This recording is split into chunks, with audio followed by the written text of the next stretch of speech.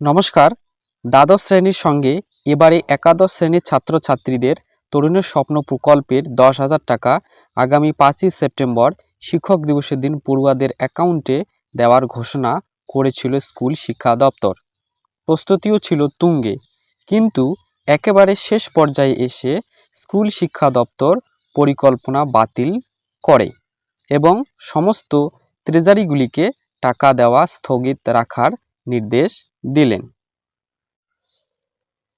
তরুণের স্বপ্ন প্রকল্পের টাকা যাতে ছাত্রছাত্রীদের অ্যাকাউন্টে সেপ্টেম্বর মাসের প্রথম সপ্তাহের মধ্যে ঢুকে যায়, এর জন্য স্কুল শিক্ষা দপ্তর জুলাই মাস থেকেই প্রস্তুতি নিচ্ছিলেন।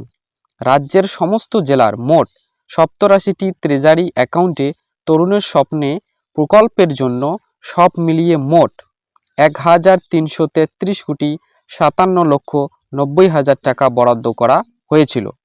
এই ট্রেজারি থেকে ছাত্রছাত্রীদের অ্যাকাউন্টে সরাসরি টাকা দেওয়ার কথা ছিল আগামী বৃহস্পতিবার অর্থাৎ শিক্ষক দিবসের দিন, কিন্তু শেষ মুহূর্তে এসে স্কুল শিক্ষা দপ্তর রাজ্যের সমস্ত ট্রেজারিগুলিকে নির্দেশ দেন তরুণের স্বপ্ন প্রকল্পের টাকা স্থগিত রাখার জন্য। কী কারণে স্থগিত রাখা হচ্ছে? ঠিক কী কারণে ছাত্রছাত্রীদের তরুণের স্বপ্ন প্রকল্পের টাকা আগামী 5ই সেপ্টেম্বর অর্থাৎ শিক্ষক দিবসের দিন দেওয়ার সিদ্ধান্ত স্থগিত রাখা হচ্ছে, এ সম্পর্কে অফিসিয়াল বিজ্ঞপ্তিতে স্পষ্টভাবে কিছু জানানো হয়নি। শিক্ষা দপ্তরের দাবি, প্রশাসনিক কারণে টাকা দেওয়ার প্রক্রিয়া স্থগিত রাখা হচ্ছে। যেহেতু আগামী 5ই সেপ্টেম্বর তরুণের স্বপ্ন প্রকল্পের টাকা দেওয়া হচ্ছে না, তাই শিক্ষা দপ্তরের তরফ থেকে তরুণের স্বপ্ন প্রকল্পের টাকা দেওয়ার নতুন তারিখ ঘোষণা করা হবে।